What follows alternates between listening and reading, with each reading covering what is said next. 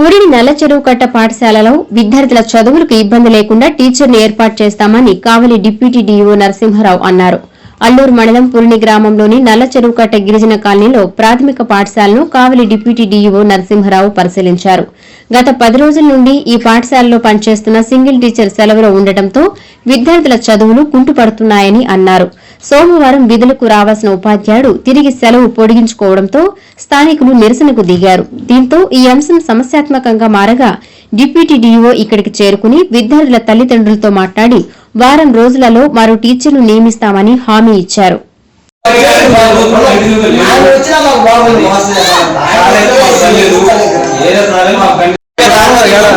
స్థానికంగా చదువుకున్న పిల్లలు డిగ్రీ పాస్ ఉంటారు కదా, అంటే పంపించాలి పిల్లగాల్ని.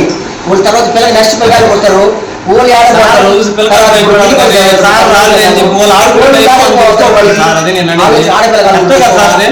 ఆడపిల్లలు తీసి రావడం చెప్పడం వల్ల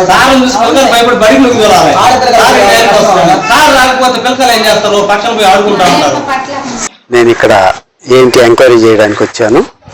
ఇక్కడ ఉన్నటువంటి ఉపాధ్యాయుడు ఎక్కువ సెలవులు పెట్టడం జరుగుతూ ఉంది.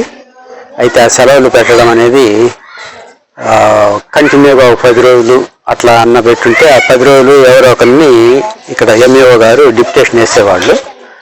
అయితే ఆయన 2 రోజులకు ఒకసారి పెట్టి మళ్ళా తర్వాత రోజు పొద్దున్న 8:30 పైన వీళ్ళకి మెసేజ్ పెట్టడం వల్ల ఈ మెసేజ్ చూడడం కొంచెం లేట్ అవుద్ది, ప్లస్ వాళ్ళని పంపించడం కూడా కొంచెం లేట్ అవుద్ది. దాంట్లో భాగంగా జరిగిన ఇష్యూని. అయితే ఏ రోజు కూడా సెలవు పెట్టిన అతను సెలవులో ఉన్న రోజు ఏ రోజు కూడా ఇక్కడ ఎవరిని డిప్యుటేషన్ వేయకుండా అయితే లేరు. వీళ్ళు ఖచ్చితంగా ఎవరినో ఒకరిని వేస్తూ ఉన్నారు. ఇక్కడ లోకల్గా ఉండేటటువంటి పేరెంట్స్ కూడా ఏమడిగారంటే రోజుకొకరిని కానీ అట్లా వద్దు, కొంచెం కంటిన్యూస్గా వచ్చేట్టుగా చేయండి అన్నారు. ఖచ్చితంగా మేడం వాళ్ళకి ఇన్స్ట్రక్షన్ ఇచ్చాను. ఖచ్చితంగా వారానికి ఒకరు, కనీసం వారానికి ఒకరు ఉండేటట్టుగా అయినా చూస్తామని మాట ఇచ్చారు.